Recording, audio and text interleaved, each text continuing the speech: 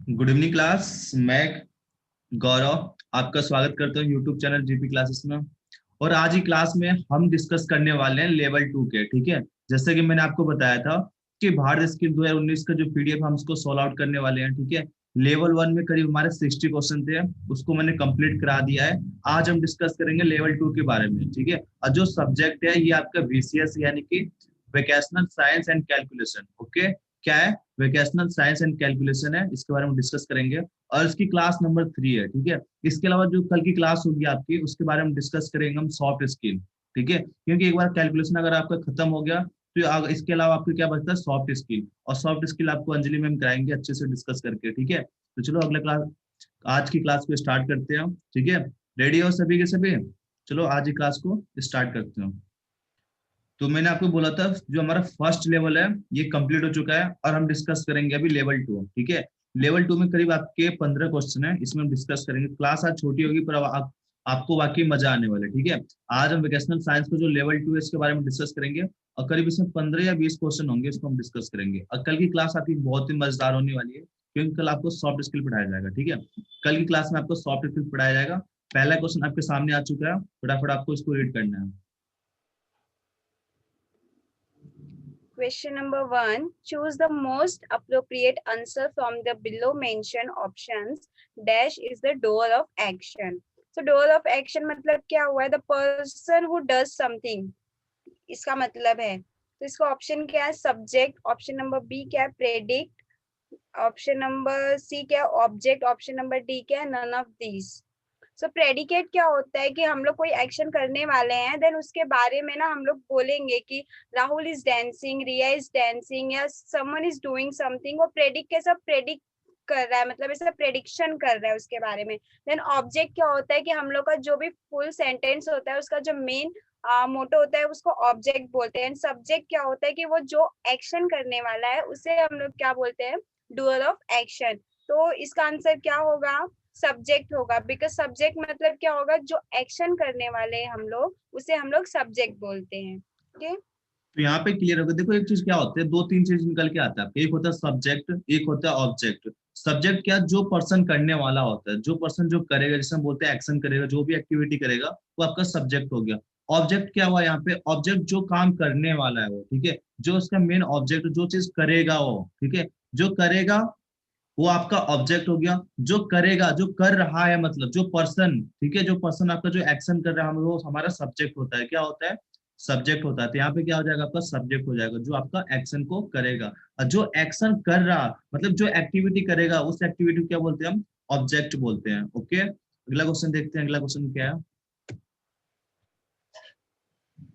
Question number 2. A word और phrase that modifies the meaning of an adjective, verb or other adverb expressing manner, place, time or degree is dash.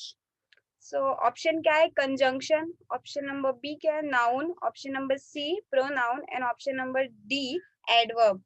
Conjunction क्या होता है? जो words को ना connect करता हो, जो वर्ड्स को कनेक्ट करता हो, लाइक अभी यहाँ पे एंड दिया होगा या कोई भी चीज है, कोई भी एक सेंटेंस है, उसे कनेक्ट करने वाला जो होता है उसे कंजंक्शन बोलते हैं। नाउन क्या होता है? नाउन प्लेस, टाइम और डिग्री व्हाटएवर इज नाउन होता है। Pronoun which takes the place of noun, जो नाउन की प्लेस लेता हो। सपोज अगर मैं कोई एक सेंटेंस बना रही हूँ और उसमें मैंने लिख दिया है कि गौरव पढ़ा रहे, गौरव खा रहे, गौरव ये कर रहे, गौरव वो करे, हर जगह मैंने गौरव लिखा है, तो वो कैसा होगा? थोड़ा अलग हो जाएगा। बट अगर मैं उसको थोड़ा मॉडिफाई कर रही हूँ, प्रोनाउन की तरह से कर रही हूँ, सो प्रोनाउन मतलब मैं गौरव खा रहे, गौरव ये करने वाले हैं, ऐसा बताने वाले हैं, ऐसा हम लोग अलग अलग वर्ब्स यूज करेंगे, प्रोनाउंस यूज करेंगे, तो वो प्रोनाउन होता है। देन एडवर्ब क्या होता है? एडवर्ब मतलब वो कोई भी एक्शन है या कोई भी चीज है तो उसको क्या करता है? वो मॉडिफाई करके उसको बहुत क्लियरली बताता है चीजों को।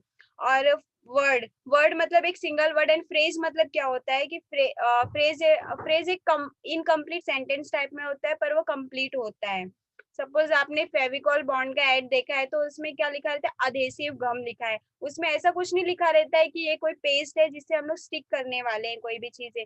कुछ ऐसी चीजें होती है ना जो इनकम्प्लीटली लिखी रहती है बट वो कंप्लीट होती है, उसे फ्रेज बोलते हैं हम लोग। तो उन चीजों को कौन कर रहा है? मॉडिफाई कर रहा है। देन एडवर्ब क्या होता है? इन सारी चीजों को ना एक अलग तरीके से मॉडिफाई करता है और उसको क्या करता है, क्लियर करता है कि सपोज वॉट एवर जो भी एक्शन है, जो भी हम लोग का मैनर हो गया या जो भी प्लेस टाइम हो गया, उन सारी चीजों को मॉडिफाई करके एक मीनिंग देता है। नाउन क्या होता है, एक चीज होती है। प्रोनाउन क्या होता है, उसकी जगह पे वो जगह लेता है। बट एडवर्ब क्या होता है, उसको मॉडिफाई करके एक मीनिंग देता है। तो यहाँ पे हम लोगों को क्या बताना है कि वो मीनिंग देता है किसका, एडजेक्टिव का या वर्ब का, जो भी चीज है उन सारी चीजों का क्या करता है, वो मीनिंग दे रहा है। तो इसका आंसर क्या होगा, एडवर्ब होगा। तो आपको यहाँ पे क्लियर हो गया होगा। देखो यार सिंपल सी बात है, देखो हमेशा आप पढ़ते आ रहे हो। नाउन क्या होता है, किसी प्लेस का नाम हो गया, किसी चीज का नाम हो गया, ठीक है, नाउन होता है। कोई प्लेस हो गया, कोई वस्तु हो गई, जो भी है, किसी का नाम आपने ले लिया, अभी आपका नाउन है। किसी प्लेस का नाम लिया, नाउन है, ठीक है, तो ये आपका नाउन होगा। प्रोनाउन क्या है, नाउन की जगह का आपने नाम उसका यूज किया। जैसे कि आपने देखा होगा, हम बोलते हैं कि जैसे आपने किसी का नाम ले लिया आपने, कि मानो किसी का नाम मोहन है, मोहन ये चीज करेगा, ठीक है, आपने मोहन हटाया, उससे आप बोल सकते हैं कि आप ये चीज करेंगे, ठीक है, आपने यूज क्या कर दिया, नाम तो अपने था, पहले आप नाम ले रहे थे, अब आपने क्या किया, नाम की जगह कुछ आपने हेल्पिंग वर्ड, कुछ आपने वर्ड वहां पे यूज किया, जो काम तो उसी के करेगा, तो आपका क्या हो गया, प्रोनाउन हो गया, जो आपके नाउन की जगह आप यूज करते हो। एडवर्ब क्या होता है, जो चीज को एक तरह से आपको मीनिंगफुल, आपको पर्पसफुल करके आपको चीज को डिफाइन कर दे कि ये चीज आपका यही होगा, ठीक है। तो आपके बारे में वही पूछ रहा था, जो आपके एडजेक्टिव होते हैं, जो आपके प्लेस होते हैं, जो आपके टाइम्स होते हैं, ये सब चीज का एक डिग्री होता है, जिसको एक तरह से मीनिंगफुल कौन एक तरह से मॉडिफाई करता है। तो ये आपका क्या होता है, एडवर्ब होता है। क्या होता है आपका, एडवर्ब होता है। ओके, तो सभी को मुझे लग रहा है यहाँ पे क्लियर हो गया होगा कि नाउन क्या होता है, प्रोनाउन क्या होता है, एडवर्ब क्या होते हैं, ठीक है। अगला क्वेश्चन देख लेते हैं। अगला क्वेश्चन क्या है।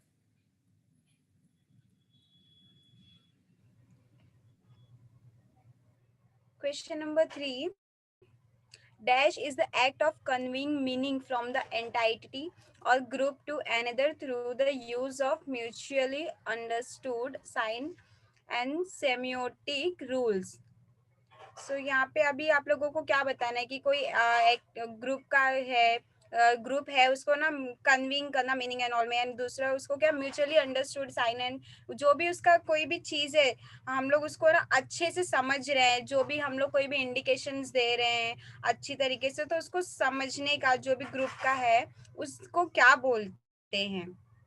सो क्वेश्चन नंबर ए क्या है, कम्युनिकेशन। क्वेश्चन नंबर बी क्या है, skill. Question number C listening and option number D speaking. So अभी एक ग्रुप डिस्कशन हो रहा है, ग्रुप डिस्कशन हो रहा है, सब लोग अलग अलग तरह के लोग होंगे, कोई भी किसी की भी ओपिनियन या किसी की भी थिंकिंग एक जैसी नहीं होती है, ओके, बट वहाँ पे लोग अलग तरीके से कुछ अपने आप को एक्सप्रेस करते हैं। तो जो भी उनका लीडर होता है या जो भी ग्रुप में जो भी रहेंगे, वो एक दूसरे को कैसे समझते हैं कि वॉट एवर इंडिकेशन वो सामने वाला दे रहा है, मैं उसको समझने के लिए ऑडिबल हूँ या नहीं हूँ। तो वो चीज़ों को अच्छे तरीके से समझना जो भी चीज़ होती है, और समझने के बाद जब हम लोग उसको रिप्लाई करके एक फीडबैक दे रहे हैं कि मैंने एक एक्शन किया, उसको लोगों ने समझा, देन उसके बारे में उन्होंने रिप्लाई किया। तो रिप्लाई करना मतलब क्या होता है, फीडबैक हो रहा है। फीडबैक हो रहा है मतलब यहाँ पे क्या हो जा रहा है कि हम लोग एक टाइप का कम्युनिकेशन कर रहे हैं। ओके, कम्युनिकेशन कब कंप्लीट हो रहा है कि सामने वाले ने कुछ बोला, किसी के थ्रू, कोई भी चीज हो सकती है, मीडिया चैनल किसी के भी थ्रू बोल दिया, देन उसको समझ गया रिसीवर, देन उसने क्या क्या फीडबैक दिया जो भी हमारा सेंडर है। ओके, तो ये कंप्लीट हो गया। यहाँ पर वैसे लिखा है कि जो भी म्यूचुअली साइंस वो लोग सेंड कर रहे हैं उसको समझ रहे हैं बहुत अच्छे तरीके से। तो मतलब क्या हो गया कि वहाँ पे समझ रहे हैं और एक रूल के अकॉर्डिंग हो रहा है सारी चीजें। ओके, तो यहाँ पे कम्युनिकेशन जैसी कोई चीजें कंप्लीट हो रही है, तो इसका आंसर क्या होगा, कम्युनिकेशन होगा। तो यहाँ पे देखो क्लियर हो गया। देखो सिंपल सी बात है, अगर आप कोई बात किसी को बता रहे हो, ठीक है, किसी को आप समझाना चाहते हो, चाहे कैसे भी करना चाहते हो, सामने वाले को क्या देना चाहते हो, जो आपका मैसेज है, ठीक है, आप सामने वाले को मैसेज देने के काम करना चाहोगे, तो ये चीज आप किस माध्यम से करते हो, ठीक है। अब इसका जो मेन मतलब मीनिंग निकल के आता है, होता है क्या, इसका मतलब क्या है कि आप सामने वाले जब कम्युनिकेशन करोगे, तभी तो अपनी बातों को, अपने फॉर्म को, अपने मैसेज को सामने वालों को बताओगे। जैसे कि अपने आपके पास कोई थॉट आ गया, कोई आइडिया है, कोई विचार है, कोई मैसेज आ गया, तो आप सामने वालों को कैसे बताओगे, ठीक है, सामने वाले को अपने बारे में अंडरस्टैंडिंग कैसे कराओगे।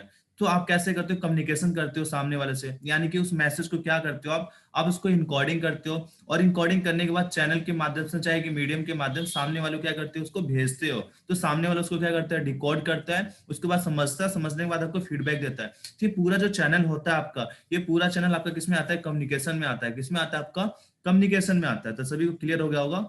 अगला क्वेश्चन देख लेते हैं। Which of the following should be quality or qualities of a good speaker? Option number A, stand erect, distributing your weight on both the legs. Do not hold onto the mic or to the podium for support. Option number B, have a good posture and appearance. Do not lean on the podium. Option number C, be confident, relaxed, and energetic. Do not play with your clothes or fingers. And option number D, all of these. तो यहाँ पर क्या बता रहे हैं, stand erect. Erect मतलब कौन सी होती है, जो पुलिसमैन की जो फिगर होती है ना, उसे इरेक्ट फिगर बोलते हैं. वो लोग कैसे होते हैं, उनका सीना एकदम आगे रहता है. देन वो लोग कैसे एकदम उनके लेग्स कैसे एकदम स्ट्रेट रहते हैं. वो लोग कैसे खुद का एक पोस्चर मेंटेन करके रखते हैं. पुलिसमैन हो गया, देन आर्मी वाले हो गए, उनका कैसे, उनको देखकर, उनको आप देखेंगे एक नॉर्मल इंसान को देखेंगे तो उनका जो वे ऑफ वॉकिंग होता है या उनका जो वे ऑफ स्टैंडिंग होता है वो बहुत अलग होता है. ओके, तो वो देखना है कि एक स्पीकर की क्वालिटीज कैसी होनी चाहिए. सपोज वो स्टेज पे खड़ा है और अगर वो कुछ इस तरीके से खड़ा है, इरेक्टली खड़ा हुआ है, मतलब अच्छे से स्टैंडिंग है, उसके लेग्स बहुत अच्छे तरीके से हैं एंड उसने जो भी चीजें हैं सारी चीजें बहुत अच्छे से कैरी की हुई है. Okay, then option number B में क्या दिया हुआ है कि have a good posture and appearance. बहुत ही अच्छे से पोस्चर मेंटेन करना, खुद को बहुत अच्छे से मेंटेन करना है, खुद को लीन नहीं करना है पोडियम में. देन ऑप्शन नंबर सी क्या दिया हुआ है, बी कॉन्फिडेंट. बहुत अच्छे से कॉन्फिडेंटली खड़े रहना है, रिलैक्स्ड एंड एनर्जेटिक दिखना है. देन वहां पे क्या लिखा है कि do not play with your clothes और फिंगर. आप जो भी कपड़े पहने हो, सपोज आपका टाई है तो वो रोल करना, या फिर फिंगर्स में ऐसा कुछ ऐसा आप पंपलिंग एंड ऑल ये सारी चीजें करना. देन ऑप्शन नंबर डी क्या, ऑल ऑफ दीज. इसमें से आपकी क्वालिटी कौन सी अच्छी होनी चाहिए. सी, ये सारी क्वालिटीज एक गुड स्पीकर में होनी चाहिए, but according to Bharat skill यहाँ पर ऑप्शन नंबर ए राइट है कि आपको stand erect, distributing your weight on both the legs, ऐसा बोला गया. Do not hold on to the mic और to the podium for support. यहाँ पर ये बोला गया है according to good speaker qualities. Okay, ये सारी चीजें जितनी भी क्वालिटीज दी हुई है ये सारी चीजें एक स्पीकर में होनी चाहिए. तो बट यहाँ पे हम लोग भारत स्किल के हिसाब से चल रहे, तो ऑप्शन नंबर ए राइट है. तो अगर इस वाले क्वेश्चन के बारे में बात करें हम, तो इस क्वेश्चन के देखो, तो आप देख रहे हो यहाँ पे ऑप्शन नंबर ए भी हो रहा है, ऑप्शन बी भी है, ऑप्शन सी और ऑप्शन डी. यानी कि ऑप्शन ए बी सी जो है सभी आपको फुलफिल हो रहा है इस मामले में. ठीक है, जो गुड स्पीकर होता है उसके अंदर सारी क्वालिटी होना चाहिए.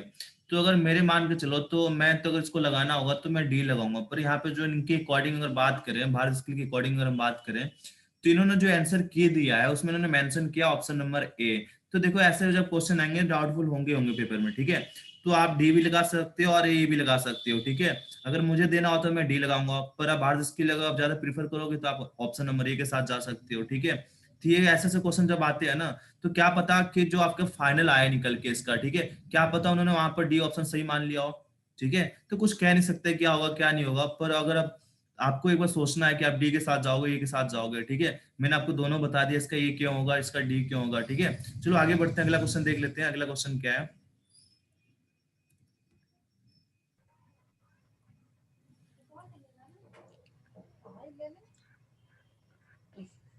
Question number 5th. Arrange the following in correct order of steps in the motivational process.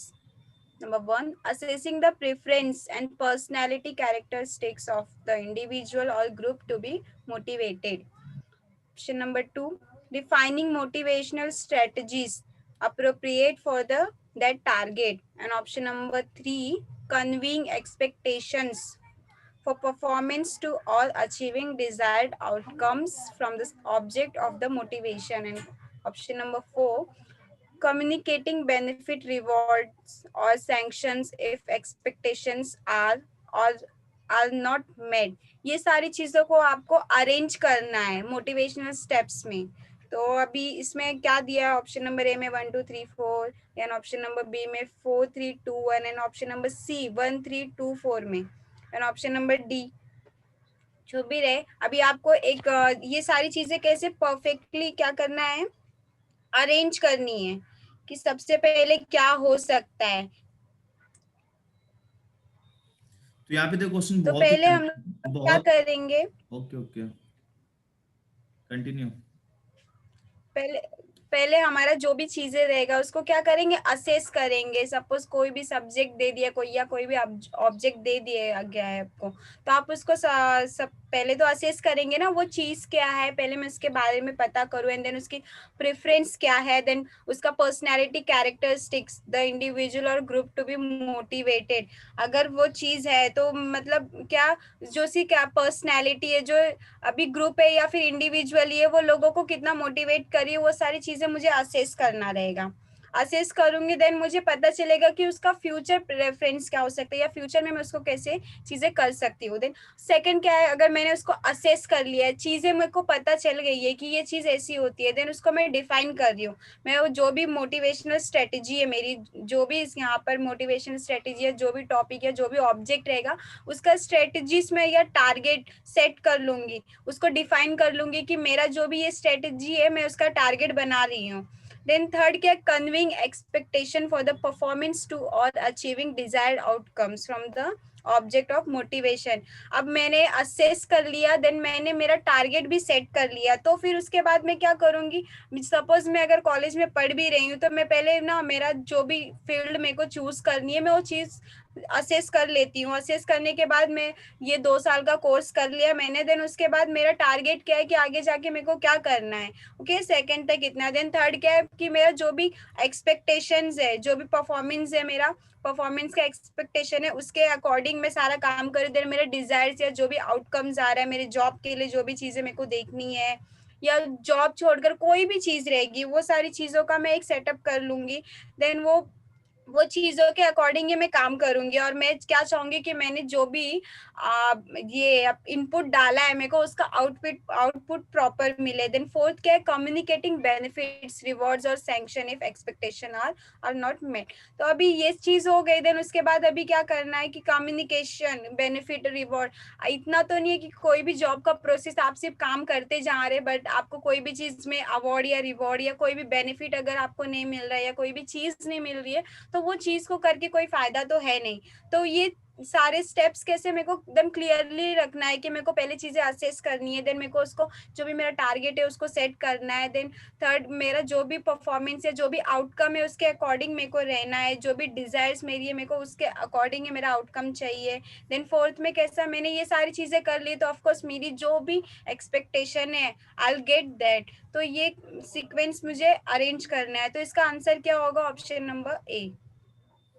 तो यहाँ पे आपको क्लियर हो गया होगा, ठीक है। देखो कुछ नहीं है, पहले आपने क्या किया, सबसे पहले आपने क्या किया, चीजों को आपने सबसे पहले चीजों को एक तरह से पहचाना कि क्या करना है क्या चीज नहीं किया, ठीक है। आपने सबसे पहले असेस कर लिया, आपने पहचान कर लिया, उसमें पहचान करने के बाद आप क्या करोगे, उस चीजों को डिफाइन करोगे, यानी कि एक तरह से टारगेट बनाओगे। पहचान कर लिया आपने, फिर आगे बढ़ने के लिए आप क्या करोगे, उसकी पहचान कर लिया आपने, अब चीजों को डिफाइन करते हुए उसको क्या करोगे, आप आगे बढ़ोगे, टारगेट बनाओगे।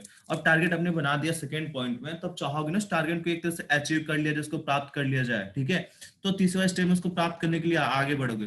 तो तीसरा स्टेप हमारा हो गया। फोर्थ स्टेप में क्या है कि जो आप वहां पे एक्सपेक्ट कर रहे थे, ठीक है, जो आप एक्सपेक्ट कर रहे थे उसके सामने आपको बेनिफिट्स हो रहा आपका, ठीक है, बेनिफिट्स नहीं, रिवॉर्ड मिल रहे नहीं मिल रहे, तो इसके अकॉर्डिंग अपने आप को क्या करना है, एक तरह से कम्युनिकेटिंग करके आगे बढ़ना है आपको, ठीक है। तो ये यहाँ पे जो चार सीक्वेंस, प्रॉपर सीक्वेंस आपके अरेंज है, ठीक है। अगर क्वेश्चन अगर आ गया तो आपको ऑप्शन यहाँ पर सिलेक्ट करना है, क्योंकि ये बहुत ही लेंदी क्वेश्चन है, तो शायद मुझे लग नहीं रहा कि आने के चांस है इसके, ठीक है। पर अगर आपको अगर पता है इसके बारे में तो अच्छी बात है, क्योंकि पेपर में क्या पता आ ही जाए, तो आपका बेनिफिट हो जाएगा। तो आपको क्लियर हो गया होगा। अगला क्वेश्चन देखते हैं, अगला क्वेश्चन क्या है, ठीक है।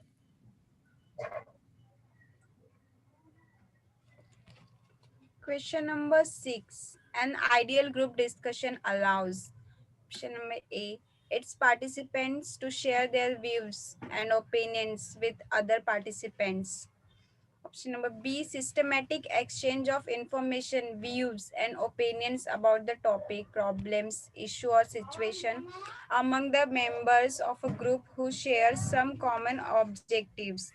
Option number C, evaluation of candidates on the basis of their communication skills, knowledge, leadership skills, listening skills, conceptualizing ability, etc. And option number D, all of these. ये आपको यहाँ पर सिंपल सा क्लियर कर देना है कि क्या एक आइडियल ग्रुप डिस्कशन हो रहा है, वहाँ पे क्या क्या चीजें हम लोग कर सकते हैं, अलाउ क्या क्या किस चीजों की आपको अलाउंस देता है। तो यहाँ पर क्या है, पार्टिसिपेंट्स को अपने शेयर व्यूज जो भी है या जो भी ओपिनियन है, जो भी उनकी राय है, वो सारी चीजें कैसे एक दूसरे से शेयर करनी चाहिए। Okay, then option number B में क्या है, जो भी उनका इंफॉर्मेशन है, जो भी व्यूज ये ओपिनियन है, जो भी टॉपिक उनको दिया गया उस सिचुएशन के अकॉर्डिंग, सब लोगों को क्या करना है, एक दूसरे से एक्सचेंज करना है सिस्टमेटिकली या सिक्वेंसली, जो भी रहेगा वो चीजें। देन ऑप्शन नंबर सी में क्या दिया है, evolution of candidates on the basis of their communication skill. ये दोनों चीजें होने के बाद वो कैसे इवेल्युएट करेंगे कि इनमें से किन किन लोगों ने किस तरह की जो भी उनकी स्किल्स है, उन सारी चीजों में उन्होंने कैसा परफॉर्मेंस दे दिया, उनकी कम्युनिकेशन स्किल्स हो सकता है, या जो भी टॉपिक है उसके अकॉर्डिंग उनके पास नॉलेज कितना है। लीडरशिप स्किल में मतलब उन्होंने लोगों चीजों को हैंडल कैसे किया है या लोगों को हैंडल कैसे किया है। देन लिसनिंग स्किल में उन्होंने कितना अच्छा सुनकर ये चीजों को बहुत ही ज्यादा एक्सप्लोर किया है। देन कंसेप्चुअलाइजिंग मतलब वो चीजों को लेकर ना अपना कंसेप्ट कैसे सारी चीजों को निकाले हैं कि अगर वो टॉपिक है तो उसका सोल्यूशन कैसे होगा, अगर सोल्यूशन है तो उस चीजों को आगे का प्रोग्रेस कैसे होगा, ये सारी चीजों को हम लोग कैसे अलाउ करेंगे तब जाकर हम लोगों को एक अच्छी चीज हम लोग को मिलेगी। तो इसका ऑप्शन क्या होगा, ऑल ऑफ दिस।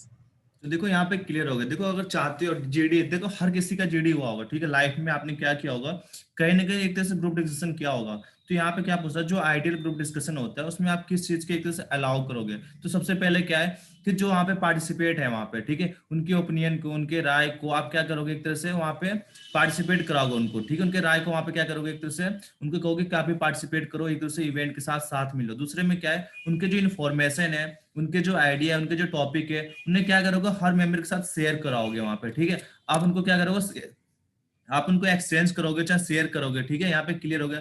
तीसरे वाले में क्या है कि जो भी कैंडिडेट है उनकी एक तरह से इवोल्यूशन करोगे, जैसे उनकी लिसनिंग स्किल क्या है, उनका लीडरशिप स्किल क्या है, उनके कम्युनिकेशन स्किल क्या है, उनके नॉलेज क्या है, ठीक है, उनके कॉन्सेप्ट क्या है, इस चीज का क्या करोगे, एक तरह से इवोल्यूशन करोगे, उनका मूल्यांकन करोगे। यानी कि जो आपका ऑप्शन ए हो गया, ऑप्शन बी और ऑप्शन सी, ये कहीं ना कहीं आपके आइडियल ग्रुप डिस्कशन को एक तरह से अलाउ करने चाहिए। तो इसका हो जाएगा आपका ऑल ऑफ दिस, इसका बिल्कुल सही जवाब हो जाएगा। तो अगला क्वेश्चन देख लेते हैं, यहाँ पे अगला क्वेश्चन क्या है, ठीक है। Question number 7. Which of the following undesirable consequences may happen if one if one fails to manage its time effectively? Option number A, higher stress level. Option number B, inefficient workflow. And option number C, a poor professional reputation and a stalled career. And option number D, all of these.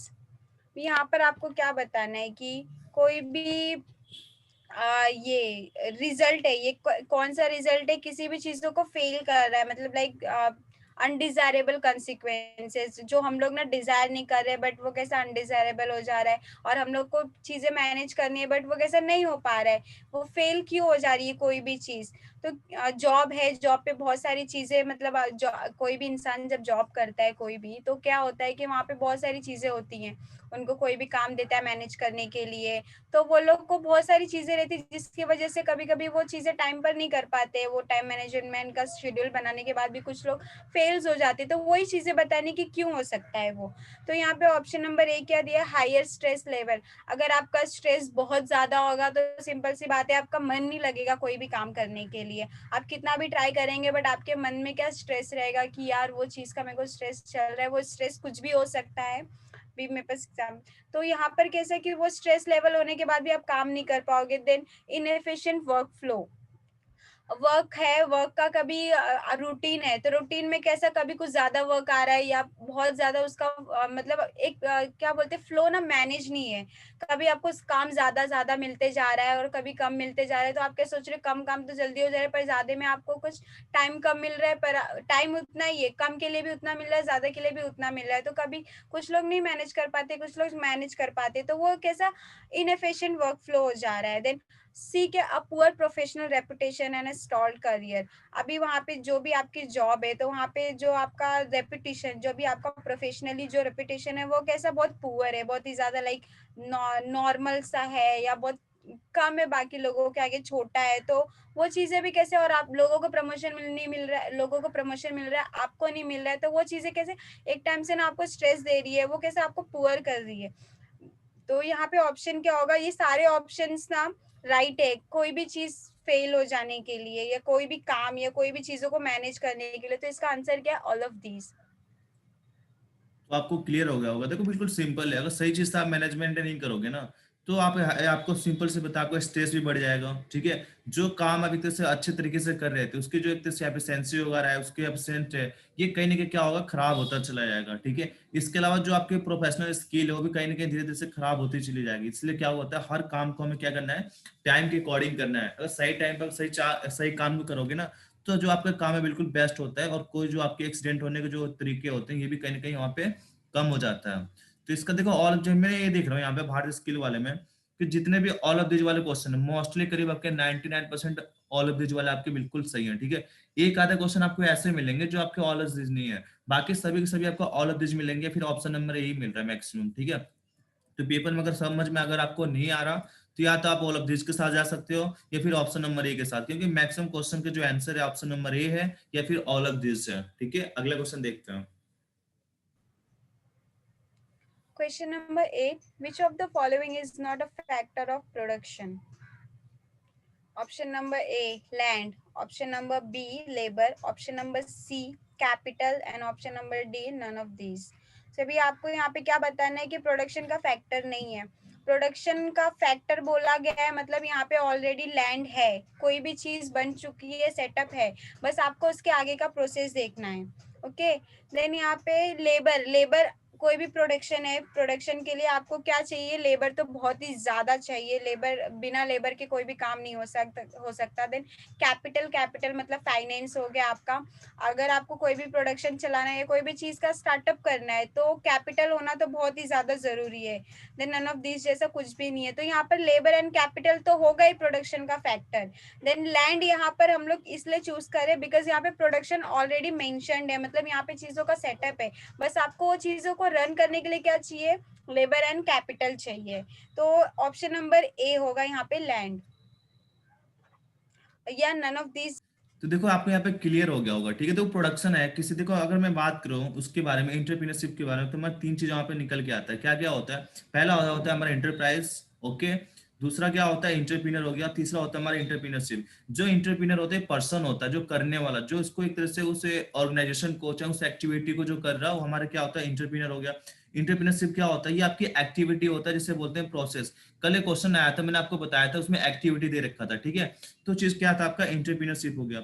और जो तीसरा होता है हमारा enterprise, क्या होता है, तीसरा होता है हमारा इंटरप्राइज, वही आपका होता है। उस इंटरप्राइज के हमारे तीन फैक्टर होते हैं, ठीक है। इंटरप्राइज के हमारे मेनली तीन फैक्टर होते हैं, कौन कौन से होते हैं, पहला आपका लैंड होता है, दूसरा आपका लेबर होता है, तीसरा आपका कैपिटल होता है। जो आपका इंटरप्राइज होता है, उसके तीन मेन आपके फैक्टर होते हैं, वही आपका, या तो इंटरप्राइज क्या होता है जिसपे हम काम करते हैं, यानी कि इंटरप्राइज क्या होगा, आपका प्रोडक्शन जो हो गया, ठीक है। जो आप एक तरह से जो मटेरियल बना रहे हो, जो चीज कर रहे हो, ठीक है। तो यानी कि प्रोडक्शन के कौन सा फैक्टर नहीं होगा, तो लैंड है, लैंड आपका फैक्टर है, लेबर भी आपका फैक्टर है, और कैपिटल भी आपका फैक्टर। ये तीनों के तीनों इंटरप्राइज के मेन आपके फैक्टर होते हैं, ठीक है। तीनों से मिलकर ही आपका इंटरप्राइज बनता है वहां पे। तो तीन फैक्टर आपके हैं, इसमें से ऐसा एक भी फैक्टर नहीं है जो आपके प्रोडक्शन का चाहे फिर आपका इंटरप्राइज के फैक्टर ना हो, ओके। तो यहाँ के इसका सही जवाब क्या हो जाएगा, ऑप्शन नंबर इसका डी, इसका बिल्कुल सही जवाब हो जाएगा। इसमें से एक भी ऑप्शन ऐसा नहीं है जो आपके इंटरप्राइज चाहे आपके प्रोडक्शन का फैक्टर ना हो, ओके। क्लियर हो गया। अगला क्वेश्चन देखते हैं फटाफट, ठीक है। और ये क्वेश्चन तो भाई आपको सही करने ही करने हैं, ठीक है। बहुत ही मजेदार क्वेश्चन है, बहुत ही मजेदार। इसका साइज चलो मैं छोटा कर देता हूँ, नहीं तो फिर आप कहोगे सर ऑप्शन दिख नहीं रहा, क्वेश्चन क्वेश्चन दिख रहा है। तो छोटा तो साइज करना पड़ेगा, ओके। चलो साइज को छोटा करते हैं थोड़ा सा, चलो ठीक है, छोटा हो गया। Question number 9. Find the statement that must be true according to the given information. Vijay is a newspaper delivery boy. Every morning, he delivers 37 newspapers to customers in his neighborhood. It takes Vijay 50 minutes to deliver all the paper. If Vijay is sick or has other plans, his friend Tejas, who lives on the same street, will sometimes deliver the papers for him. So option Vijay and Tejas lives in the same neighborhood. And option number B, it takes Tejas more than 50 minutes to deliver the newspaper. And option number C, it is dark outside when Vijay begins his deliveries. And option number D, Tejas would like to have his own newspapers delivery route. तब यहाँ पे बताना है आपको कि विजय एक newspaper delivery boy है। हर रोज वो 37 न्यूज़पेपर कस्टमर्स को डिलीवर करता है जो उसके नेबर्स में रहते हैं, नेबरहुड में रहते हैं। देन विजय को कितना 50 मिनट्स लगता है सारे पेपर्स को डिलीवर करने के लिए। अगर विजय कभी बीमार हो गया या उसका कुछ अलग प्लान है तो उसका जो फ्रेंड है तेजस, वो जो उसके आगे वाले सेम स्ट्रीट पे रहता है या सेम रास्ते पे रहता है, वो क्या करता है कभी कभी डिलीवर कर देता है उसकी जगह पे। तो इसके अकॉर्डिंग जो भी यहाँ पे हम लोगों ने पैराग्राफ पढ़ा है उसके अकॉर्डिंग कौन सा स्टेटमेंट राइट है वो बताना आपको। तो इनमें क्या दिया हुआ है, Vijay and Tejas lives in the same neighbourhood. Vijay और तेजस क्या करते हैं, वो लोग एक ही सेम नेबरहुड पे रहते हैं, इसलिए तेजस जाता है। देन ऑप्शन नंबर बी में क्या, it takes Tejas more than 50 minutes to deliver the newspaper. Tejas को 50 मिनट्स लगता है न्यूज़पेपर डिलीवरी के लिए। देन ऑप्शन नंबर सी में क्या दिया है कि it is dark outside when Vijay begins his deliver. वो विजय काम शुरू कब करता है, जब बाहर बहुत अंधेरा होता है। ऐसी कोई चीज तो यहाँ मेंशन ही नहीं है, तो ये तो होगा नहीं। देन ऑप्शन नंबर डी में क्या, Tejas would like to have his own newspaper delivery route. तो देखो यहाँ पे क्या मेंशन है, तेजस, देखो आपको सिंपल से बात देखना है। देखो विजय क्या करता है, हमेशा क्या करता है, आपका डिलीवरी करता है। क्या चीज करता है, न्यूज़पेपर को क्या करता है, हर मॉर्निंग में डिलीवरी करता है। इतना कंफर्म हो। सबसे पहले एक पॉइंट पे क्या करता है, जो विजय है वो क्या करता है, न्यूज़पेपर को पहुंचाने का काम करता है। पहला काम आप नोट कर लो, विजय ने क्या किया, न्यूज़पेपर को पहुंचाने का काम करता है। पहला क्वेश्चन आपका ये हो गया। दूसरा पॉइंट आपका क्या बना यहाँ पे, जो आपका विजय है वो क्या करता है, प्रत्येक दिन यानी कि मॉर्निंग में क्या करता है, 37 न्यूज़पेपर को क्या करता है, डिलीवरी करता है। स्टार्टिंग में क्या था, न्यूज़पेपर डिलीवरी करता है, इतना कंफर्म है। सेकंड पॉइंट क्या बना आपका कि 37 न्यूज़पेपर को क्या करता है, डिलीवर करता है। दूसरा पॉइंट आपका ये बन गया। और तीसरा पॉइंट क्या बनता है आपका कि जो विजय है आपका, ठीक है, जो विजय है वो अपने आस पड़ोस में क्या करता है, 50 मिनट में, क्या 50 मिनट में न्यूज़पेपर को डिलीवर करता है। पहले क्या क्वेश्चन है कि डिलीवर करता है, दूसरा क्या है 37 न्यूज़पेपर को क्या करता है, देता है। और तीसरा ऑप्शन क्या बना आपका कि 50 मिनट में ही भेजता है वो, ठीक है, 50 मिनट में पहुंचाता है। और चौथा ऑप्शन क्या है, चौथा आपका ये चीज बना कि जो विजय है, ठीक है, जो विजय है आपका, उसके पड़ोस में, उसके आस पड़ोस में कौन रहता है, उसके आस पड़ोस में कौन सा रहता है, उसके आस पड़ोस में तेजस रहता है। क्या कहता है, उसके आस पड़ोस में क्या रहता है, तेजस रहता है। तो आपको चार चीज, पांच चीज यहाँ पे पता चल गया। ओके, उसकी तबीयत खराब है, क्या है, क्या चीज, इस पर हमें फोकस नहीं करना है। तो option number A B C आपने पढ़ा। ऑप्शन ए में क्या मेंशन है कि जो विजय है, ठीक है, वो तेजस के क्या है, उसके आस पड़ोस में रहता है। तो बिल्कुल हमारे यहाँ पे मेंशन है आपके, ठीक है, जो फोर्थ पॉइंट है यहाँ पे मेंशन है, तो इसका बिल्कुल सही जवाब हो जाएगा option number A. Option B क्या कह रहा है, 50 मिनट से ज्यादा लेगा। तो मैंने आपको बताया 50 मिनट वो टाइम लेता है, उससे ज्यादा वो टाइम नहीं लेता है। और सेकेंड ऑप्शन क्या कह रहा है, थर्ड ऑप्शन क्या कह रहा है, को जो विजय है जो काम को स्टार्ट करता है अंधेरे में करता है। ऐसा कुछ मेंशन तो है नहीं वहां पे, अंधेरे में करता है, उजाले में करता है, ऐसा कोई मेंशन है नहीं। उसके बाद क्या कर रहा है यहाँ पे कि जो तेजस है वो अखबार को एक तरह से डिलीवर करने का एक तरह से मार्ग बनाना चाहता है। तो ऐसा कुछ नहीं है, वो ऐसा कुछ करना नहीं चाहता, ठीक है, वो उसका बस पड़ोसी है, कोई मतलब नहीं है उसका क्या चीज कर रहा है, क्या चीज नहीं कर रहा। तो आपको यहाँ पे क्लियर हो गया कि जो आपका तेजस है वो विजय का क्या है, वो एक तरह से पड़ोस में रहता है। बाकी इसका और कोई ऑप्शन इसमें से मैच नहीं हो रहा आपका। ओके, चलो अगला क्वेश्चन देखते हैं। अगला क्वेश्चन देख लेते हैं क्या है आपका। तो अगला क्वेश्चन बहुत ही मजेदार क्वेश्चन है, ठीक है, तो मुझे लग नहीं रहा इसमें कोई दिक्कत होने वाली बात है। चलो मैं इसको सॉल्व आउट करा देता हूँ, ठीक है, इसको सॉल्व आउट कराता हूँ, एक मिनट आप रुक जाओ, इसका मैं अलग से खोलता हूँ, ठीक है।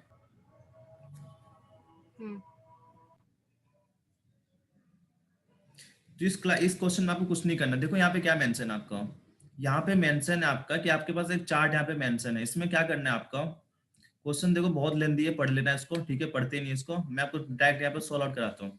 यहाँ पे क्या आपका पाई चार्ट यहाँ पे मेंशन है, क्या मेंशन है यहाँ पे, पाई चार्ट आपका मेंशन है आपके सामने। यहाँ पे देखो ये आपका पाई चार्ट आपका मेंशन है।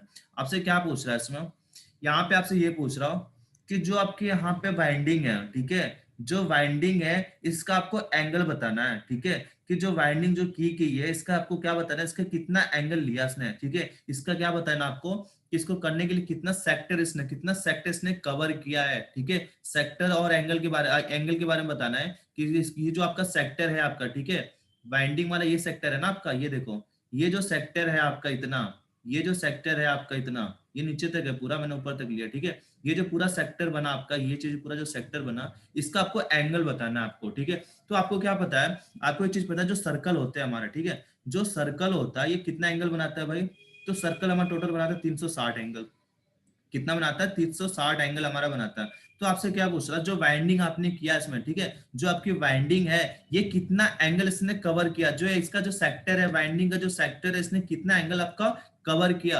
अब यहाँ पे देखो कितना 20% है, कितना आपका 20% है, इसने क्या किया 20% इसने कवर किया। ओके, क्या किया इसने 20% को कवर किया। तो आपको ये 20% बताना है। देखो 100% हमारा कितना हो गया, 100% हमारा 360, ये कितना होता है, ये जो पूरी प्रॉपर्टी आपकी कितनी 100% है ना, क्या ये टोटल कितना हो गया आपका, टोटल हो गया आपका 100% हो गया। और हमें कितना निकालना है, 20% निकालना है हमें, कितना निकालना है हमें, 20% निकालना है, ठीक है। तो 20% को हमने क्या किया, फ्रैक्शनल वैल्यू में चेंज कर लिया। कैसे कर लिया, ये देखो हमारा टोटल हो गया 360, ये कितना आपका 100% है, कितना आपका, ये है आपका 100%। हमें कितना निकालना है, हमें निकालना है 20% का। तो चलो 20% निकालना है, 20 से मल्टीप्लाई कर दो भाई, ठीक है, 20 से मल्टीप्लाई कर दो। तो यहाँ पे 2 जीरो है आपका, क्या है, 2 जीरो से 2 जीरो कट गया, एक से ये चला गया, इससे ये चला गया। अब किससे मल्टीप्लाई करना है आपको, आपको यहाँ पे 36 की मल्टीप्लाई किससे में करना है, 2 में करना है, यानी क्या आ गया आपका 72। यानी जो आपका 72% जो एंगल है आपका, ये आपके वाइंडिंग के है, बाकी इनके हैं, ठीक है। यहाँ पे हमने क्या किया, इसका 20% निकाला। क्यों निकाले 20% भाई, क्योंकि जो हमारे वाइंडिंग है, इसका जो सेक्टर है, ये सेक्टर कितना है 20% है, तो हमने 20% हमने निकाल लिया, क्योंकि 100% हमारा क्या था 360 था। इसका बिल्कुल सही जवाब हो जाएगा आपका ऑप्शन नंबर ए हो जाएगा। चलो अगर यहाँ पे आपको समझ में नहीं आ रहा, इसको और तरीके बता देता हूँ। तरीके मेरे पास बहुत है, ठीक है, तरीके मेरे पास बहुत है, आपको बस समझ में आना चाहिए। चलो समझ में नहीं आ रहा, दोबारा तरीके देख लेते हैं हम। टोटल हमारा हो गया 360, चाहे आप इस मेथड से कर सकते हो। टोटल हमारा हो गया 360, हमें कितने का निकालना है 20% का, ठीक है, 20% का निकालना है। तो जो हमारा 20% होता है, इसको अगर फ्रैक्शन में हम चेंज कर ले, फ्रैक्शन में क्या होता है, यहाँ पे देखो 20 अपन क्या होता है 100 होता है ना, फ्रैक्शन में चेंज करना है तो इसे काट पीटोगे तो हम इसको क्या लिख सकते हैं, 1/5 लिख सकते हैं। इसको कितना लिख सकते हैं हम, 1/5 हम इसको लिख सकते हैं। तो हमें क्या निकालना है, इसका निकालना है बस 1/5 से हम इसको डायरेक्ट मल्टीप्लाई कर दो भाई, ठीक है। तो मल्टीप्लाई करोगे, इसको जब डिवाइड करोगे आप, तो कितने बार में जाएगा, 72 बार में चला जाएगा आपका। ओके, तो जो आपकी वाइंडिंग है, ये 72 एंगल पर आपका ये कवर किया है इसने। जो इसका जो सेक्टर है, ये सेक्टर कितना कवर किया इसने, 72% इसने कवर किया है। तो क्लियर हो गया होगा सभी को, ठीक है। अगला क्वेश्चन देखते हैं, अगला क्वेश्चन क्या है, ठीक है, अगला क्वेश्चन देख लेते हैं फटाफट।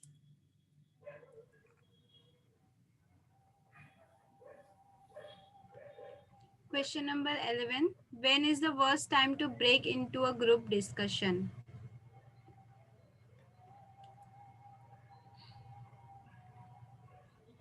Option number A. When 2 or 3 people are talking into a group discussion. Option number B. When everyone is silent. And option number C. When one person is talking. And option number D. When there is a less time left.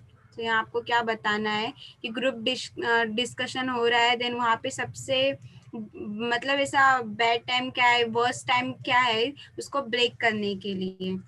तो option number में A क्या है, when 2 or 3 people are talking simultaneously, एक जो 2 और 3 लोग हैं ना एक साथ ऐसा बातें कर रहे हैं, तब आपको डिस्कशन में ऐसा बोलना ज्यादा खराब है, या फिर सब लोग साइलेंट है तब बोलना खराब है, या फिर जब एक इंसान बात कर रहा हो तब बोलना खराब है, या फिर डी में क्या है, when there is a less time left, जब बहुत कम टाइम बचा हुआ है तब आप ऐसे क्या करेंगे, ग्रुप डिस्कशन को ऐसा ब्रेक करेंगे, ऐसा बैड है। तो यहाँ पर क्या ऑप्शन नंबर ए में क्या दिया हुआ है, when 2 or 3 people are talking simultaneously, जब 2 और 3 लोग एक दूसरे के साथ बात कर रहे हैं और आप उसको क्या करेंगे, ब्रेक कर देंगे, तो सामने वाले का कोई डिस्कशन है वो कैसा ब्रेक हो जाएगा, तो वो क्या एक वर्स्ट चीज हो जाएगी कि अभी 2 लोग बातें करें या 3 लोग बातें करें, आप उस पर जाकर बीच में क्या करेंगे, उस चीज की लिंक ना तोड़ देंगे, तो लोग क्या कर सकते हैं, भूल सकते हैं वो चीजें, या लोगों को गुस्सा आ सकता है, वो एक टाइम एक क्या हो गया, एक वर्स्ट थिंग हो गई। तो ये हमारा ऑप्शन क्या है यहाँ पे, ऑप्शन नंबर ए। तो आपको यहाँ पे क्लियर हो गया। देखो देखो आपने ये देखा होगा, जब जीडी होता है ना आपका, जब डिस्कशन करते हो तो वहां पे क्या होता है, बहुत से लोग बोलते हैं एक साथ, क्योंकि जीडी में आपको पता है ना, करीब आपके 8 से 10 लोग क्या होता है उसमें पार्टिसिपेट करते हैं और उसमें डिस्कशन करते हैं। तो आपको वहां पे ना कभी कभी क्या होता है, आप चुप हो जाते हो, किसी किसी पॉइंट पर आप ब्रेक हो जाते हो, आप सोचते हो कि अब मैं बोलूँ कब बोलूँ, तो ये सब आपके थॉट आपके दिमाग में आते रहते हैं। इसलिए क्या होता है, उस टाइम पे बहुत लोग बोलते हैं, जब ज्यादा लोग वहां पे बोल रहे हैं तो उस टाइम पे आपको क्या करना चाहिए, वहां पे ब्रेक लेना चाहिए, आपको बोलना नहीं चाहिए वहां पे, क्योंकि आपके बात सही से मिलेगा नहीं। तो जब 2 या 3 लोग वहां पे जब बात कर रहे हैं, अगर मैक्सिमम लोग बात कर रहे हैं, तो उस टाइम पे आपको क्या करना चाहिए, वहां पे आपको बातों को डिस्कस नहीं करना चाहिए। जब देखना चाहिए, जब 1-2 बंदे बोल रहे तो उस टाइम पे अपने पॉइंट को एक तरह से हाईलाइट करो, तेज करो। तो ओके, तो यहाँ पे ऑप्शन नंबर ए आपका बिल्कुल सही जवाब हो गया। इसमें लग नहीं रहा मुझे किसी को दिक्कत है। 2-3 क्वेश्चन और है आज की क्लास के लिए, फटाफट हम इसको देख लेते हैं, ठीक है। चलो अगला क्वेश्चन आपके सामने आ चुका है।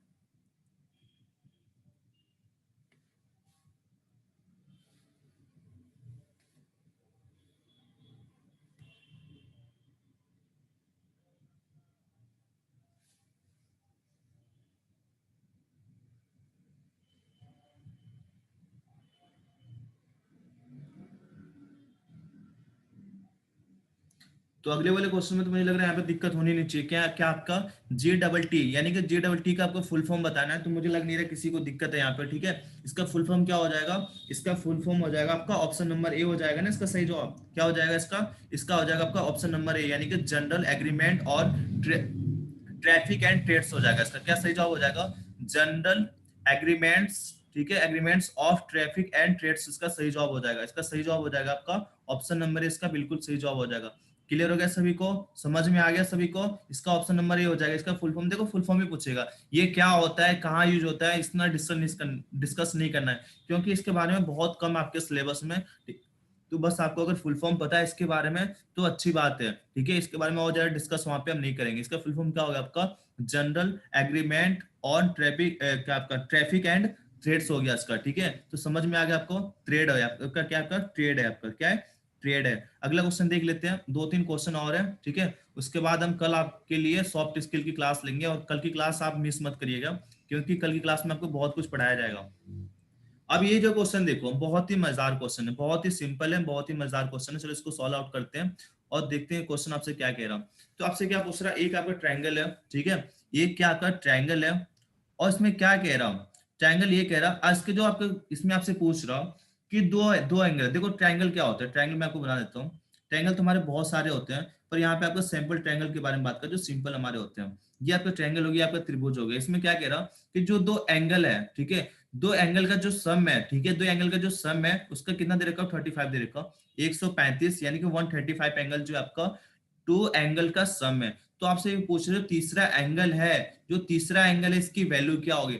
तो आपको पता है जो ट्रायंगल होता है, इसके जो तीनों कोणों का जो ये सम होता है कितना होता है, 180 होता है, यानी कि एंगल ए, ठीक है, एंगल बी और एंगल सी आपको कितना होता है, आपको पता है कितना होता है, 180 होता है। कितना होता है, 180 होता है। ये मान लिया हमारा ए हो गया, और ये मान लिया हमारा बी हो गया, और ये मान लिया हमारा सी हो गया। ओके, ये हो गया सी। तो हमने मान लिया स्टार्टिंग का जो दो है इसकी वैल्यू हमें कितना दे रखा है, 135 दे रखा हमें, और हमें किसकी वैल्यू निकालनी है, हमें निकालनी है सी की वैल्यू निकालनी है हमें। तो हमें एक सिंपल सी बात है, हम क्या करेंगे, यहाँ से माइनस कर दो, ठीक है, सिंपल है बिल्कुल, माइनस कर दो। ये आपका सी है और ये आपका एंगल है, ठीक है। तो हमने क्या किया, 180 में जब हमने 135 को माइनस किया तो हमें कितना मिल गया, हमें मिल गया यहाँ पे 45 मिल गया हमें।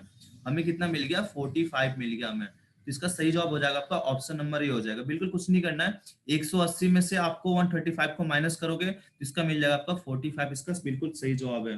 क्लियर हो गया सभी को। आज का सेकंड लास्ट क्वेश्चन देखते हैं फटाफट, ठीक है। आज का सेकंड लास्ट क्वेश्चन देखते हैं, और ये क्वेश्चन जो है आपका, ये क्वेश्चन मैंने कल भी कराया था आपको, ठीक है, ये क्वेश्चन मैंने आपको कल भी कराया था, और मैं चाहूंगा सभी लोग इसका सही जवाब देंगे। चलो देख लेते हैं क्वेश्चन क्या कह रहा हूँ। क्वेश्चन क्या कह रहा है आपका, एक आपका क्या है, आपका रेक्टेंगल है आपका, ठीक है, यानी कि एक आपका आयतकार, आपका एक फील्ड है, कोई भी फील्ड मान लिया हमने, ठीक है।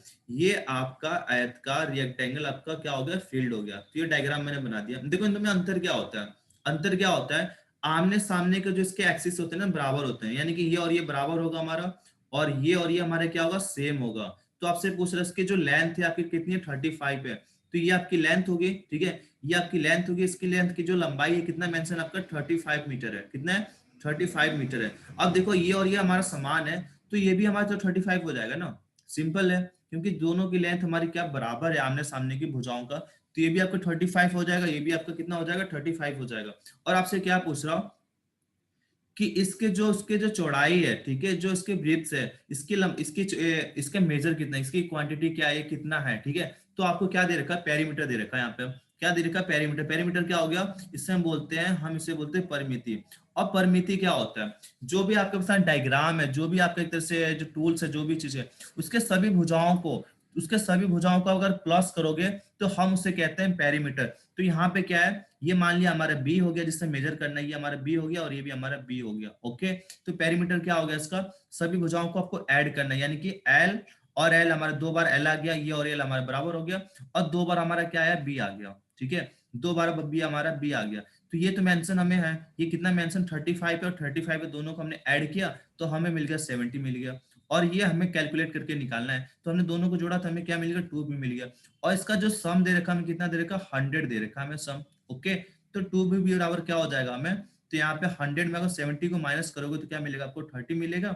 और बी की वैल्यू क्या आ जाएगी यहाँ पे, इसको अगर 2 से डिवाइड करोगे तो आपको मिल जाएगा 15 यहाँ पे, ठीक है। क्या मिल जाएगा, 15 मिल जाएगा, यानी 15 मीटर इसका बिल्कुल सही जवाब है। कितना हो जाएगा, 15 मीटर इसका बिल्कुल सही जवाब हो जाएगा। कुछ नहीं करना, जब आपका आएगा पेरीमीटर तो उसकी जितने भी भुजाएं हैं, ठीक है, ये देखो हमारे क्या हो गया, कोई भी हो, या स्क्वायर हो आपका, ठीक है, चाहे इसका आपका आयतकार, सभी भुजाएं जो है इनको सभी को प्लस करना है। ये मान लिया हमारा एल है और ये बी है, तो आपको सभी को जोड़ देना है, यानी कि 2 बार हमारा एल आ रहा, ठीक है, 2 बार हमारा एल आ गया और 2 बार हमारा बी आ गया, सभी को जोड़ोगे तो आपको पेरीमीटर मिल जाएगा। अगर आपका स्क्वायर है तो सभी की लंबाई हमारी सेम हो जाएगी, ठीक है, सभी की लंबाई सेम हो जाती है, यानी कि हम ये भी हमारा ए हो जाता है, ये भी हमारा ए हो जाता है, ये भी ए होता है और ये भी ए होता है, यानी कि 4a हो जाता है फिर वहां पे। तो कोई भी डायग्राम हो, पेरीमीटर के लिए सभी भुजाओं का को क्या करना होगा, ऐड करना होगा। आज का लास्ट क्वेश्चन देखते हैं, और ये क्वेश्चन बहुत ही सिंपल है, बहुत ही बढ़िया क्वेश्चन है, ठीक है, बहुत ही बढ़िया क्वेश्चन है। Question number 15. Marathon is to race as a hibernation is to dash.